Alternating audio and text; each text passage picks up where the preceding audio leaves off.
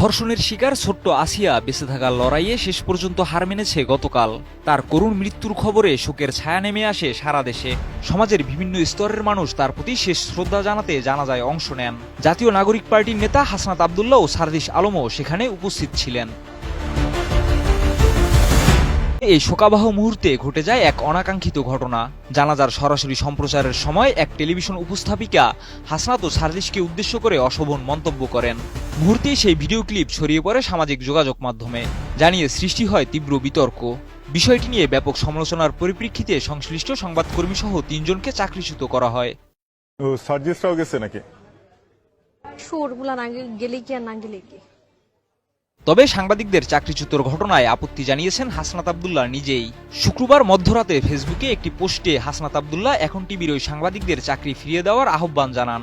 পোস্টে তিনি বলেন, আমরা আন্দোলন করেছিলাম স্বাধীনভাবে মত প্রকাশের জন্য এবং আপনার এই গালির স্বাধীনতার জন্যই আমরা আন্দোলন করেছি।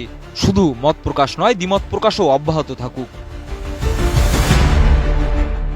এছাড়া পোস্টের কমেন্টে তিনি বলেন, গালি দেওয়ার পরিপ্রেক্ষিতে টিভির ৩ জন সাংবাদিককে বরখাস্ত করায় তিনি বিব্রত।